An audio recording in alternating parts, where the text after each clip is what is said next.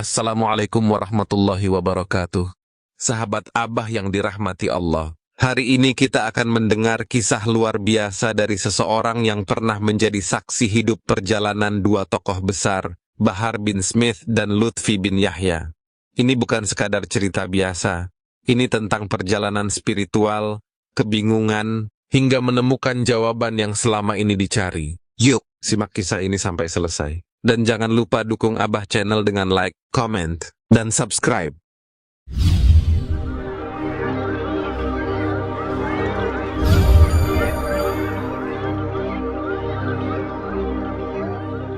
Siapa dia? Mas Neas, seorang pria sederhana asal Pemalang, Jawa Tengah.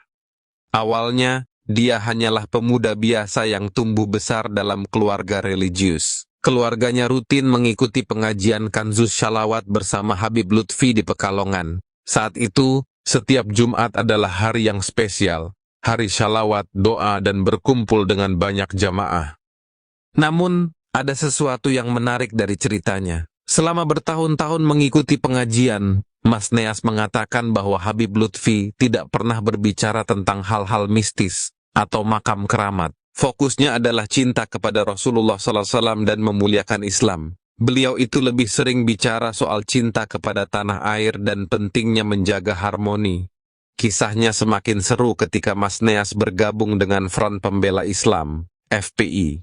Ini adalah babak baru dalam hidupnya. Ia menjadi bagian dari organisasi besar yang lantang membela Islam. Bahkan, ia sempat mendapat kehormatan besar, menjadi salah satu pengawal Habib Bahar bin Smith saat proses pemindahan dari Lapas Bogor ke Nusa Kambangan. Seiring berjalannya waktu, Mas Neas mulai melihat sesuatu yang tidak sesuai. Beberapa oknum habaib, menurutnya, menunjukkan perilaku yang jauh dari akhlak seorang keturunan Nabi. Ini membuatnya bingung. Ajaran Islam yang penuh rahmat dan kasih sayang terasa bertolak belakang dengan apa yang ia saksikan. Kenapa akhlaknya seperti ini? Bukankah mereka harusnya menjadi contoh? Puncak keraguannya terjadi ketika ia mulai mendengar ceramah-ceramah dari Kiai Imaduddin Utsman Al-Bantani. Kiai ini dengan tegas mengajarkan untuk selalu kritis, menggunakan akal sehat, dan tidak mudah percaya pada klaim tanpa bukti. Kisah ini semakin memanas saat Mas Neas bercerita tentang konflik di desanya di Pemalang. Semuanya bermula dari kedatangan seorang Habib dari Pekalongan yang kerap memberikan ceramah di masjid desa. Namun, ceramah itu bukannya mempererat ukhuwah, malah memecah belah masyarakat.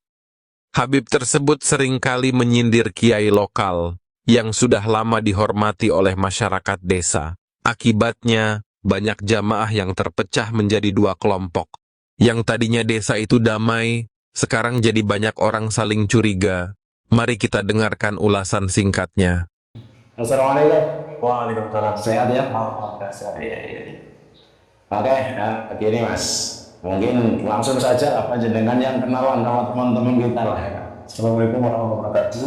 Saudara sebangsa setanah air yang dirahmati Allah Subhanahu wa taala. Amin. Para bisa channel apa mau? Ngaso ngopi ngaji. Masuk ngopi ngaji luar biasa ya channelnya Pak Kiai Soleh ya. Terus berjuang dalam membongkar daripada berbagai macam trik dan tipu daya dari imigran Yaman ya. Saya kalau ngomong belaka Sunda, Nggak apa-apa. Iya. Kehidupan saya itu sudah bukan keturunan Nabi lagi. Imigran. Oh gitu ya, oke. Nah, jadi memang kalau Habib ya, ini agak melebar sedikit. Habib itu sudah terbukti pasti bukan keturunan Nabi. Termasuk Habib yang bermarga itu kan, misalkan Al-Apos apa itu sudah bukan keturunan Nabi. Yang bertahan dalam pengalaman dan perjalanan pengetahuan saya ya Said dan Syarif, tapi kan sekarang itu kan jangan kan seperti itu. Ya, kan saya nama Neas, ya. Saya dari Pemalang, Jawa Tengah, Pemalang Selatan, di desa Belik, Kecamatan Belik, Kabupaten Pemalang, Jawa Tengah. Apa kabar? Salam kenal semua, panggil saja Neas ya. Terima kasih, mungkin itu perkenalan pertama. Oke, gini loh. Ya alhamdulillah kita kedatangan seorang tamu ya yang jauh-jauh dari Pemalang ke sini dengan tidak ada kabar angin apa ini, ternyata kita bisa berjumpa dalam satu tujuan, yaitu kita tujuannya adalah menyadarkan pribumi dari doktrin-doktrin kamuflase yang mengaku sebagai zuriyah Rasulullah Sallallahu Alaihi Wasallam. Begini, beliau adalah Mas Neas dari Pemalang, gitu kan, dari Desa Belik ya, Kecamatan Belik apa desa? Kecamatan Belik ya. Gitu kan? Ternyata setelah kita bicara panjang lebar sebelum kita bikin konten ini ya, ternyata beliau ini mengungkap sesuatu hal yang bagi saya ini juga apa ya, itu sedikit wow gitulah. Ternyata dia juga mantan muhibin dari Habib Lutfi bin Yahya, rutinan juga Kansus Sholawat. Kanjus Sholawat Ya, terus mantan FPI juga. komplain. Mantan anggota FPI ya? Ya, Apa pernah menjadi provosnya apa gimana? Enggak ya? Enggak. Cuma anggota ya. Juga ternyata beliau pernah mengawal Habib Bahar waktu di ketika dipindahkan dari lapas mana Bogor ke lapas Nusa Kambangan. iya, beliau yang ikut mengawal ini dari asing. Kasusnya saya lupa ya. Coba cek lagi itu di beritanya ada. Nah itu dari rame-ramenya dipindahnya Habib Bahar bin Smith dari lapas Bogor ke Nusa Kambangan. Saya di situ sudah menjadi anggota. Iya, oke. Kayaknya kasusnya itu kayaknya kalau nggak salah terkait kekerasan. Itu waktu ini mungkin santrinya ya. Nah, oke, itu skip dulu lah nanti. Ya, yang intinya adalah beliau adalah salah satu muhibin akut ya. Muhibin akut kelas berapa itu lah, soalnya kelas level kayaknya level 10 ke level 50 aja lah. Tapi ternyata setelah beliau sadar dengan menemukan berbagai macam informasi melalui sosial media, mengikuti kajian-kajian dari Kiai Imad, beliau berani untuk mengikuti dan mencerna dengan logika, dengan akal sehat. Akhirnya dia sadar. Oke lah, langsung kita korek ya informasi dari awal, bagaimana dia mengikuti kegiatan dari Habib Lutfi, terus mengikuti kegiatan masuk ke dalam keanggotaan FPI, dan juga sampai beliau itu sadar gitu kan. Ternyata dia sekarang menemukan jalan penerang melalui Kiai Haji Imaduddin Usman Al-Bantani. Oke, Mas Nes. Ya. Saya ingin tanyakan gini lah. Awal mula jenengan masuk ke Kanjus Sholawat itu dengan apa itu? Melalui bagaimana prosesnya? Apa begitu langsung masuk? Ya bagaimana? Jadi karena saya kelahiran Pemalang, otomatis kan di situ kan keluarganya di situ semua ya. Oke. Dari pihak ibu, karena ibu itu kelahiran Pemalang. Nah, kemudian paman dan terus bapak B, Bu D dan lain sebagainya itu ada salah satu yang menjadi jamaah aktif di Kanjus Sholawat di dalamnya Habib Lutfi setiap Jumat Kliwon. Nah itu saya hanya ikut sekedar ikut kalau Bang Habib Lutfi ya sekedar ikut. Jadi ketika waktu itu Pak D rutin ke pengajiannya Habib Lutfi dan sholawat, saya selalu ayo main sholawatan, ya cara bahasa itunya. Ayo ikut sholawatan ke Kalongan. Saya ikut beberapa kali. Ya mengikuti seperti biasa.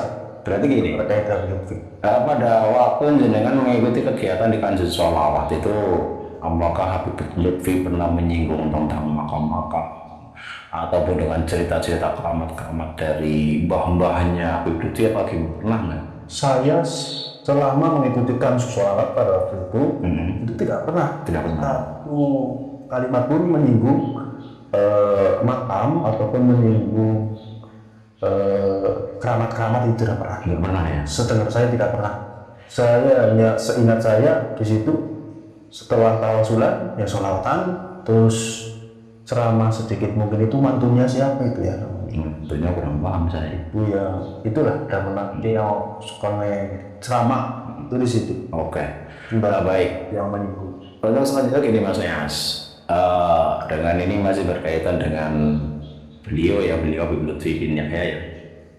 Tapi setelah panjenengan mengikuti di sosial media, ini jenengan nyimak awal-awal ada kontroversi nggak di mogikan jenengan dari akal sehat jenengan?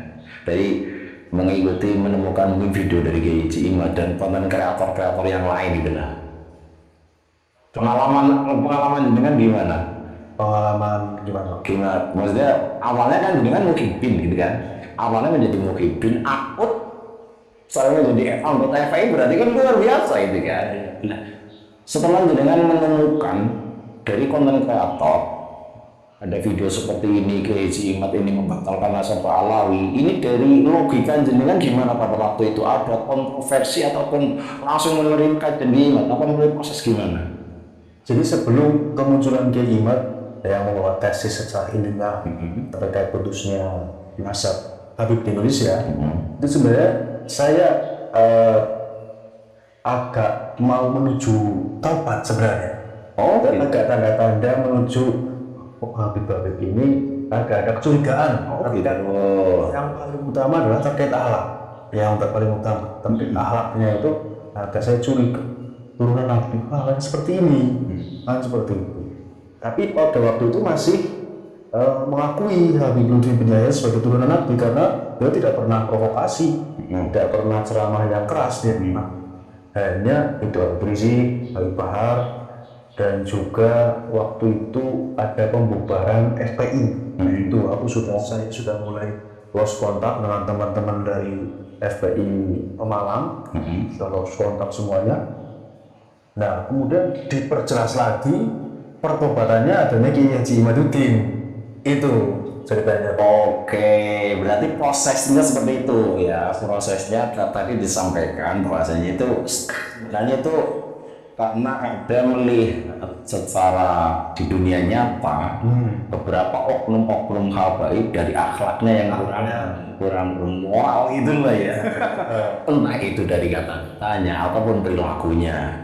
Dari situ mulai ada kebimbangan ya, ada tanda tanya besar, kok bisa gitu kan. Oke. Itu udah berlalu, itu prosesnya ternyata sudah ada akan jin. Kalau bahasanya apa ya, login ke iya gimana gitu kan. Nah, itu menjadi kekuatan tersendiri dengan meyakini dengan tesisnya Kiai Imad. Oke. Ya berarti kan Habib Lutfi sendiri ya secara dari penyampaian ya kita tahu lah, tidak ada tanda-tanda, tidak ada tanda-tanda seperti apa lain dari Habib Bahar dan Habib Rizik. Oh ya, jadi kayak beda banget gitu. Ya kita memandang Habib Lutfi memang NU pula yang pada waktu memandangnya NU benar. Betul. Tidak tahunya semakin kesini banyak tragedi makam-makam palsu dan sebagainya, semakin benar. Nah ini ya, dengan adanya terkuaknya banyak sekali makam-makam palsu yang di situ nisannya itu bin Yahya. Iya. Nah ini jenengan ke Habib Lutfi gimana ini? Pas jenengan itu kepada beliau gimana? Sekarang memang sempat pertama kali munculnya ada katanya makam palsu, itu saya lupa di mana itu ya. Saya tetap usul bahwa Habib Lutfi tidak melakukan itu.